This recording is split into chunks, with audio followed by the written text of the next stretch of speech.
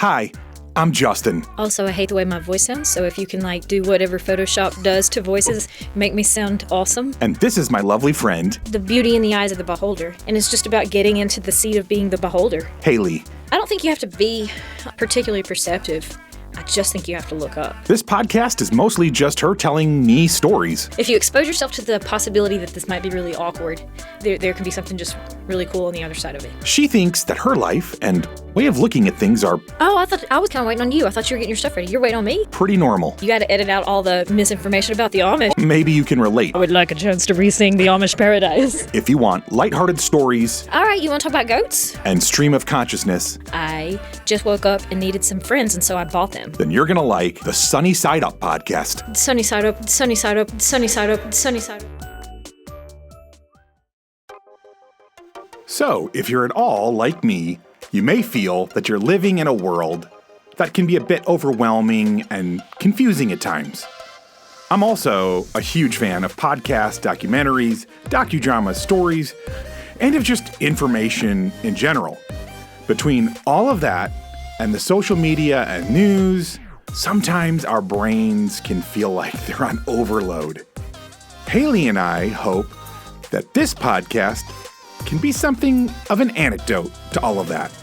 Like little jello shots of joy and distraction.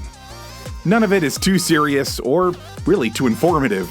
Mostly it's just two friends who have conversational chemistry talking about whatever enters the minds of relatively ADHD people. We hope you enjoy. Oh, I sent you an article or a meme or something about this, and it was blaming public schools or Yes. something. We're so regimented that it weeds it out. And I don't know if that's true or not. I think it's true. It's got a lot to do with it. We definitely don't foster. So, creativity it in was the system. basically the story was that how young were kids? 2, 3, 4, 5? Oh, I don't remember any of this as specifics. I just remember the general concept being that creativity is genius. Right. And we have a way of stifling that because we just send people through this production line Yeah. and Yeah. cookie cutter Totally. process. And we don't reward the creativity and we don't give it any room to blossom. So we're basically choking it out. It's withering away like the succulents that you can keep alive, but I cannot. Yeah, my succulent is a bomb. I think the article was they did a study, and I wish I could remember the age of kids, but let's say 3 to 4 or 5, like fairly young, and they rated like 90% of them, maybe. I don't remember. It was a really high number.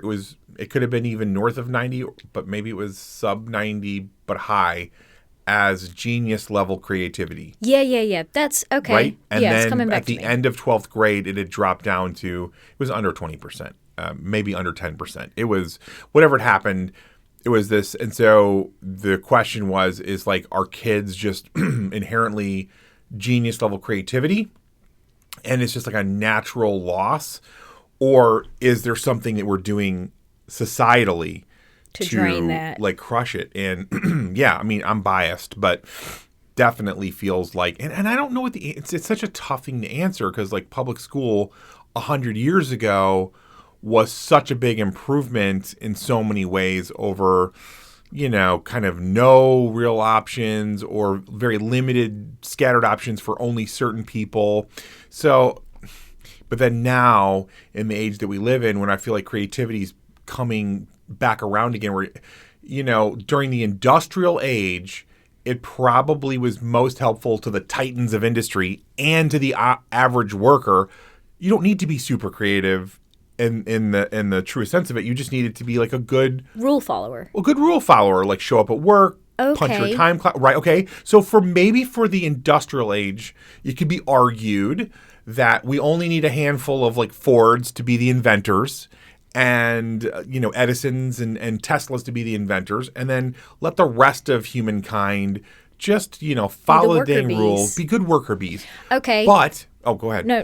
I was just gonna say, in final thought, I do think that age is now horizoned, and we're going into some other age. I'm not even sure like what to call this age. Is it the age of technology? But I really think because of the insane pace at which technology is advancing, the only thing you can give to your kids is like, be creative. Let's see, how to think. You can't tell them what to think because a machine can give them answers. Like you've seen me use Google a couple times to give me answers. It can do any math problem. It can write for you, all that. So it's really about how to think properly, and creativity are kind of going to be like the things that are left as like what are important human capabilities. And I don't think the public school system as it stands fosters that. It's still like, it's lagging behind in an era that I think we've left. Okay, fair enough.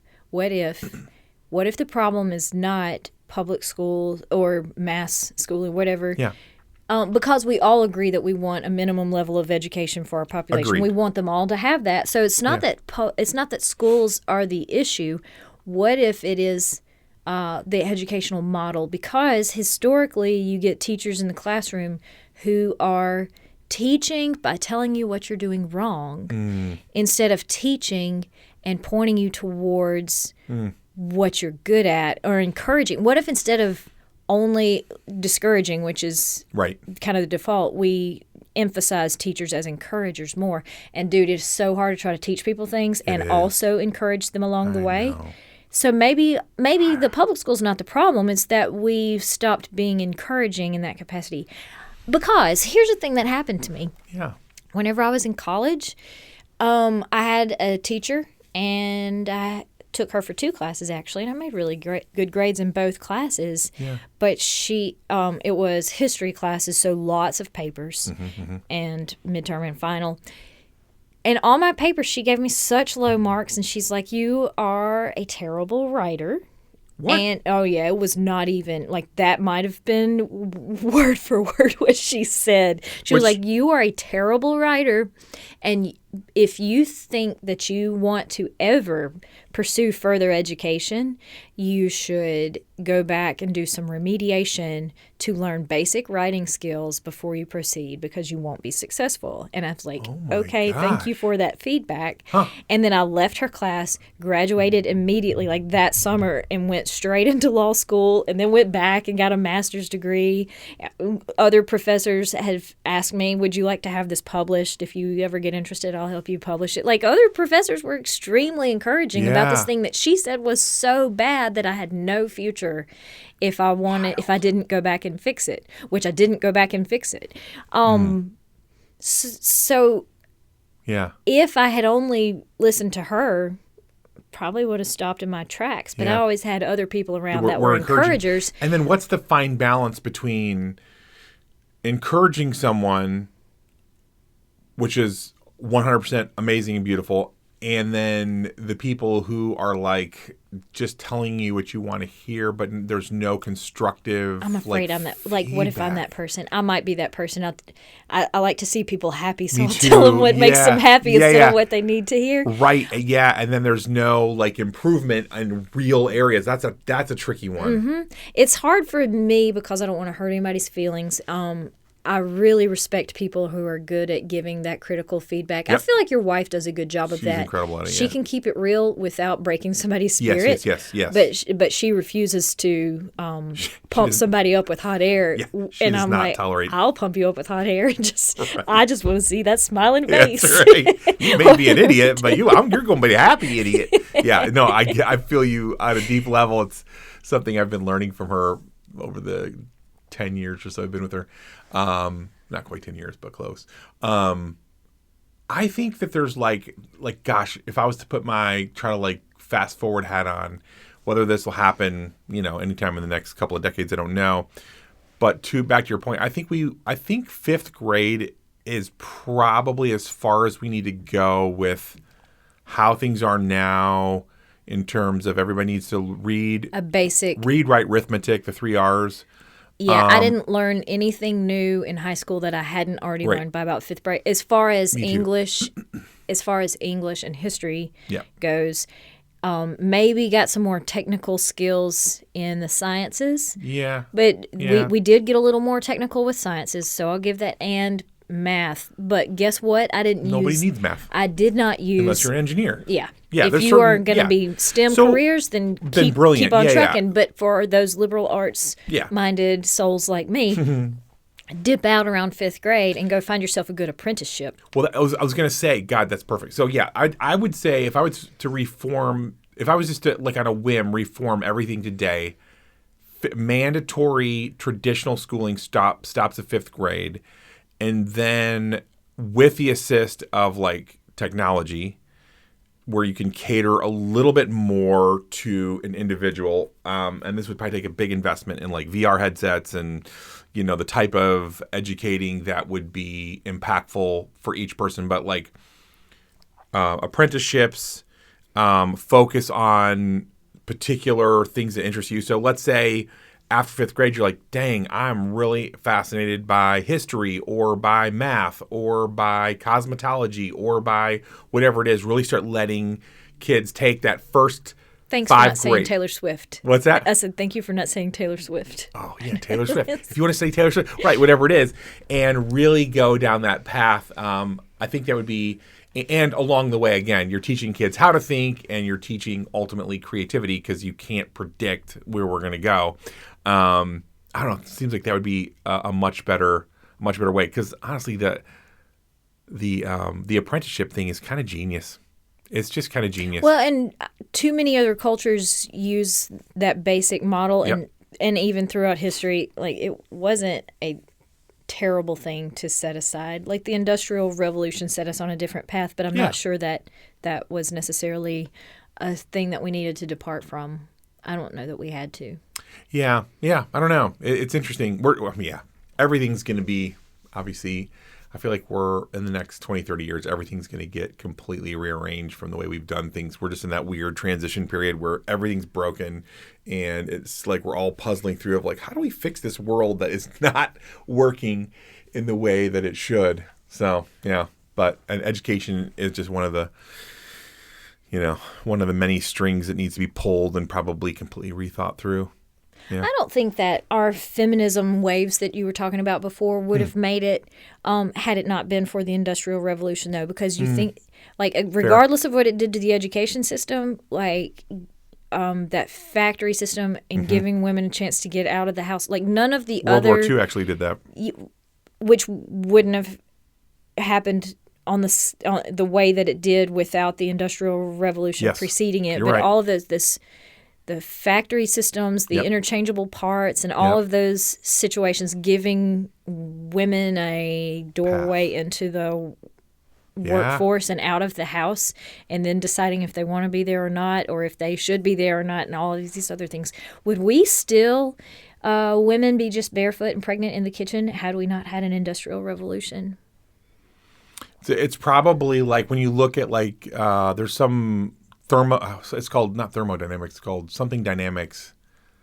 Can't think what it's there's some theory of like humans evolution, not like we came from tadpoles, which I think is stupid, but it's much more it's called some kind of anyways, but it's about the evolution of the way as a species we have evolved. And in that, whatever that theory is, you're probably right that you can't skip the step of Industrial Revolution. The downside of Industrial Revolution was pollution. Well, yeah, the pollution. Breakdown of the traditional family structure. That was going to go there. I was going to keep guessing because I thought you were going somewhere breakdown of the else. family because there's this really interesting podcast a friend of mine shot to me, and then now Ali and Reggie and a couple other people have listened to, and it's like, I don't know, it's just really fascinating. This guy, it's a Christian podcast. The host is Christian, and then the interviewee is Christian, and he makes this startling statement that the family, what is the word they used? The core family, what is the word they bandy about? The phrase nuclear. Thank you. The nuclear family unit, which has been proposed to us as like the beginning and end all, and really since like the 50s forward is actually a bit of an illusion historically, and also biblically. It's not Sure. what the focus is. Yeah. So he goes back through, like, again, what our ancestors, how they would have thought about it, and then kind of uses like biblical narrative and builds this picture of essentially somewhere in the Industrial Revolution time, around like after World War II especially, we started honing this thing down to like there was a man and a woman who were married and a couple of kids, and they were their own like island. And that was kind of, and it becomes this very lonely, especially for men, becomes this incredibly lonely, isolating world where you're going out away from home. You're not on a farm. You're not working with your kids. And you're being isolated in this dirty, nasty, hard condition, doing a job that nobody can understand. And you're only really needed for your ability to produce. And there's the separation from what you're doing from if you left your wife at home and now she's doing these things here, where at least on the farm, there was such a collaboration where, you know, if I'm the farmer and you're the farmer's wife, there's such a, like, I go out and because I'm stronger physically, I go do like the crop bring in, but then you're taking that crop and jarring it and prepare. There's such a cohesiveness in the work. The interdependence. Yeah, there's an interdependency. And so, like, yeah, the Industrial Revolution brings this isolation of the quote-unquote nuclear family as the highest and best order. And, yeah, his whole proposal is that essentially down through the ages, our ancestors, starting, you know, up until maybe 150 years ago, when you saw a family picture, it was 20 to 50 people packed into that picture, kind of like the one we have over our mantle for Thanksgiving. Yep. Right? And it's generational. It's the aunts and the uncles and the grandmas and the grandpas on both sides, the moms, dads, tons of children.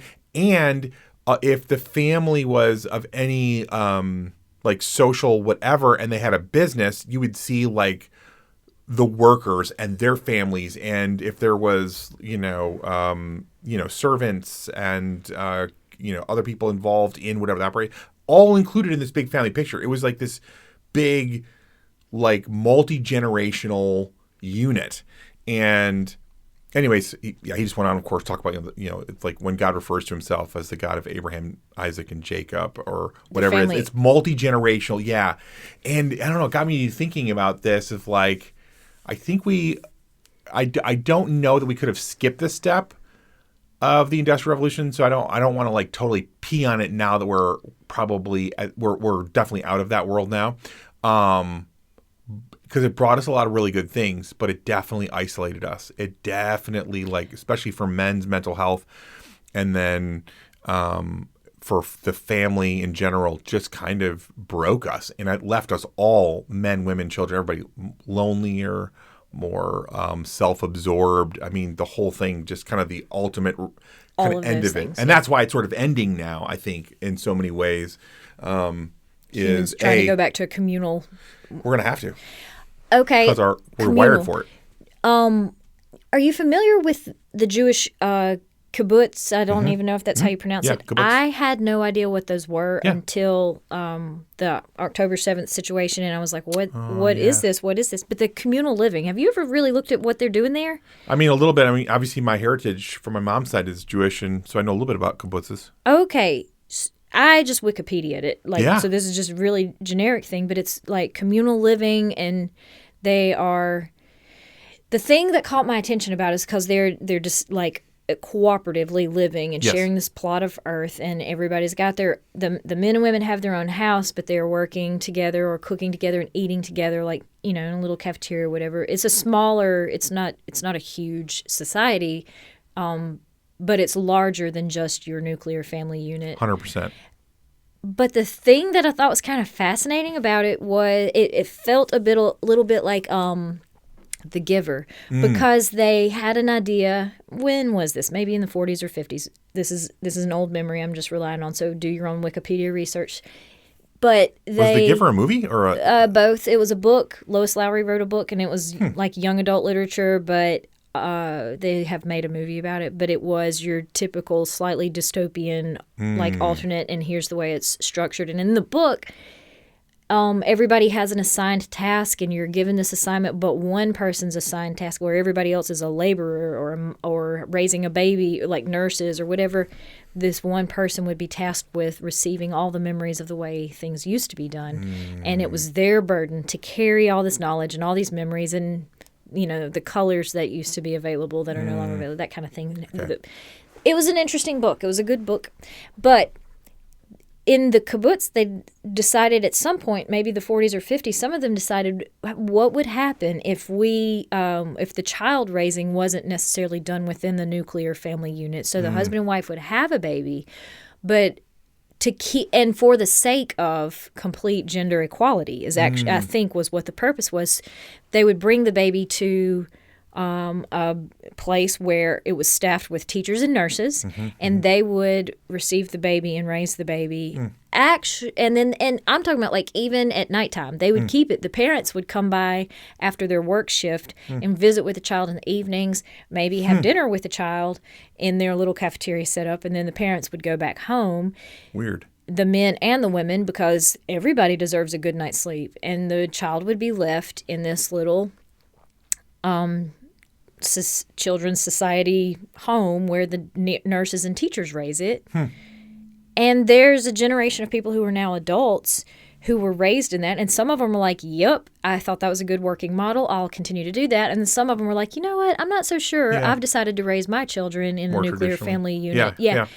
It was the most interesting little Wikipedia read that I've ever had, and I really want to unpack that with somebody who has an actual experience with it, because to us, or at least to me, because I've only read about alternate societies through the lens of a book that feels a little bit scary, because those things were always presented as different and weird and bad, and only the person who remembers the old way is normal. No, in this place, it was like, okay, the whole point was so that women would have an equal access to having a life that they choose, of working, doing the things that they want to do, and going home and getting a good night's sleep instead of being the one getting up with a kid all night.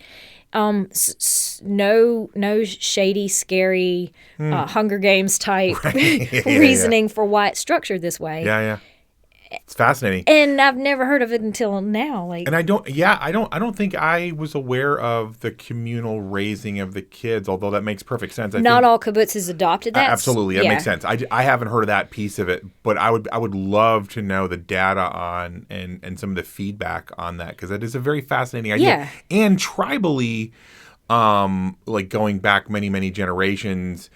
Let's face it, the mothers, typically the older women who weren't able to move around as much. Exactly. Right. The grandmas sort of were in charge of taking care of the kids during the day. While the moms did the... They were washing the clothes, or they were... And the structure makes sense. It does. Yeah, there is a structure to it. Yeah. And I could see from that point of view, and just community, period. That idea is scary to us now, because we're scared of our neighbors, and we're just all the things that make us so individual. Like, we're hyper individualistic here. So that stuff just seems like crazy town to us, but it's such an interesting, and a lot of pressure to choose the right vocation, because if you feel like your passion is nursing or teaching, you're going to be nursing or teaching around the clock, and fairly exclusively that. I mean, I'm sure they take breaks and everything else. It's not like a sweatshop or anything. But to the extent that if you, in our experience, you choose a career because it'll pay the bills, and it may not be your actual life's passion. You're just this is what is available in my small town, and this is how I can make ends meet, and this is what I'm going to do. But like, you better choose the right thing, because could you imagine saying, I'll do teaching just because it's available, and then having to live with all the children in the town? Terrible. Oh my gosh. I'd be like, vote me off of this island. I went off. Interesting, that podcast, kind of looping back to the Jews. I think, God, there has not been nearly enough done to study the Jews in the most respectful but serious sociological way of trying to understand why they're the most successful people group in the world, and what makes them that way. It's not an accident. It's by design, and trying to understand them better. And I was just sharing. Well, in the podcast, he talked about the huge advantage that Jewish children have over, let's say, your average run-of-the-mill American kiddo, is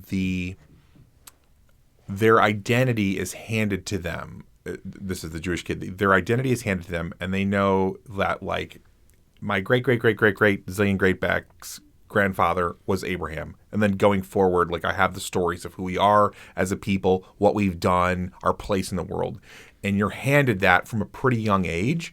So he was saying that most, like, American kiddos, when they hit 18 years old and they're going off to college, or even starting before that, there is this multi-year quest that can last for 4 to 6, sometimes to 8 years of quote unquote finding yourself. And he talks about, like, or to age 41. Right. What an incredible waste of time that is. Yeah. So he's like, because the Jewish tradition gives them that of, like, no, this is who you are. What you do, like your occupation, that's a different thing.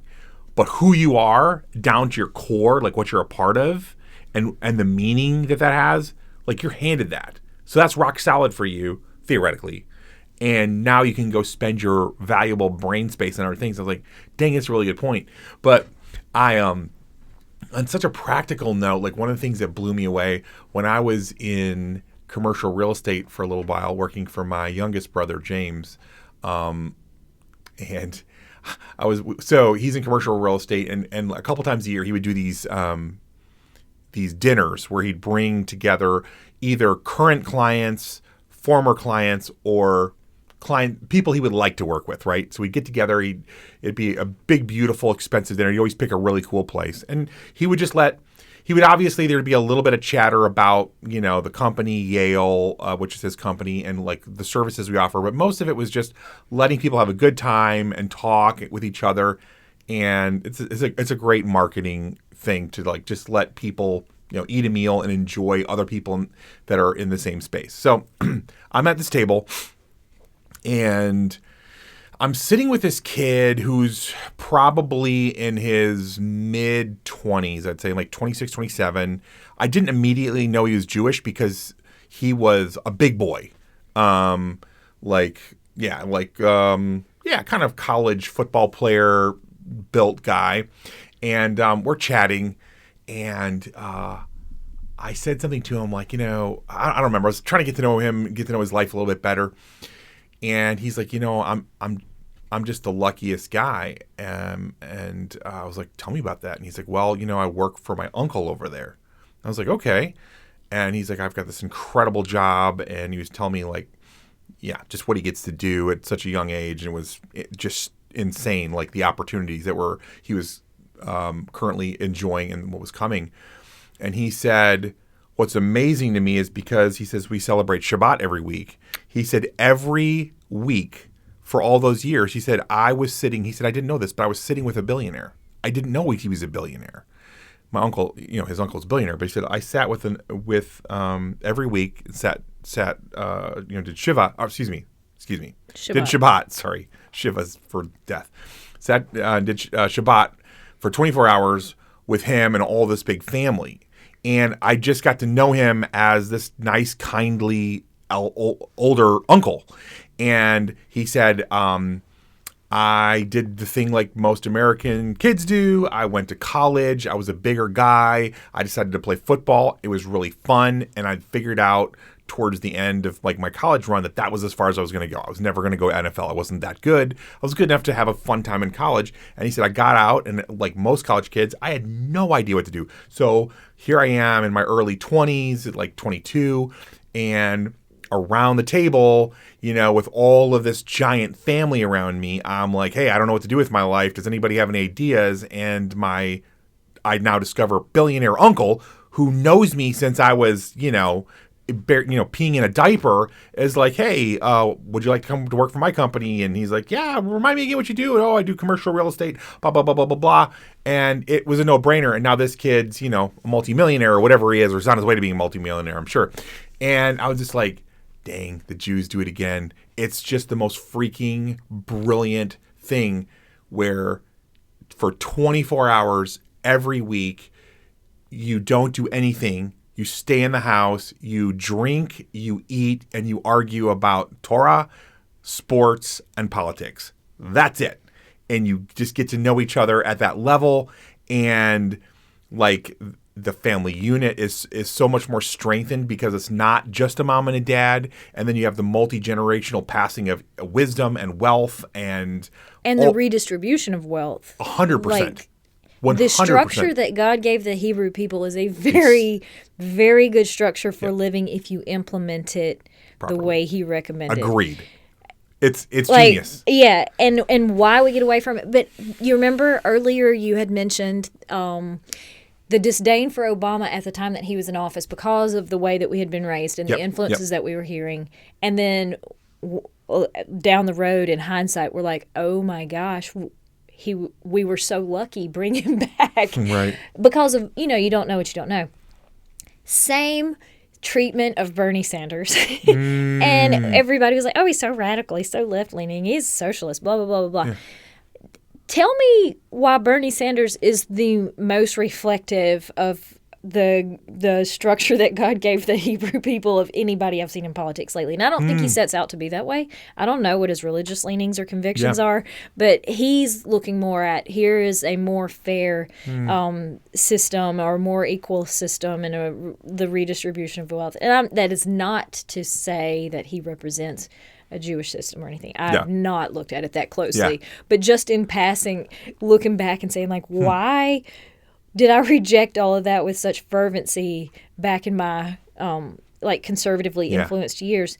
And now, after studying the Bible and looking at suggestions that God lays out for people that we overlook so often, and seeing like, okay, my God, the things I was rejecting were things that actually have good biblical foundations. Like, why would we be like, that's never going to work, that's not fair, you'd be rewarding laziness if you redistribute wealth, blah blah blah. God is like, you ain't never going to be stronger than the weakest link in your chain. You might as well focus on the weak. I think the only pushback on it would be does government do that or does family? I think if family does it, then you're golden. I think when government does it, back to my theory earlier of like, no matter how good the intent is. Like, government is almost always going to be anti-biblical. Like, I get that. Because, but society, because the Jewish people were not all, ultimately in an ancestral DNA sort of way, but that was rules for a society and how a society should function. Fair. And to that extent, you're right. Like, that's kind of government. Our capitalist, only the strong survive. Like, we are so far from what was recommended and what seems to be working really well for certain people groups who implement it well. Not an endorsement on any particular ethnic group over another. It was just a casual observation. No, mine is. Mine is like I know. It's like back to that podcast for the 20th time, but he was talking about, they make up 0.00 or whatever percent of the world's population because there's 18 to 20 million of them, and go into the peace. What am I thinking of? What are the words called? The Peace Prize, Nobel Peace Prize, the all of the scientific research advancement, and you get into the top echelon, it's like half or more of all of those awards that have ever been given out all go to Jews, and they make up 0.0000% of the population. Like, there's something that they're doing extraordinarily well. That it's like you can either say, oh, it's a conspiracy, which falls apart the second you start thinking about how this teeny who's people giving out all these like who's helping them. That's insane. Or you can just have the humility to go, oh, they kind of have things figured out a lot better than we do. Let's try to learn a couple things. The emphasis on certain things. Yeah, it's fascinating. Hello, lovely friends. Thank you so much for hanging out with us. And it would mean the world if you would tell other people about this podcast and maybe even spam your social media accounts with just how much you're enjoying it. If you are, of course. Also, Commenting and rating us on whatever platform you're downloading or streaming from is incredibly helpful to a little startup podcast like this one. On the other hand, if you are dissatisfied with your listening experience, please leave all of that hate on someone else's podcast. Just maybe to confuse them a little bit, right? But most of all, we hope you keep looking up and looking for the sunny side of life.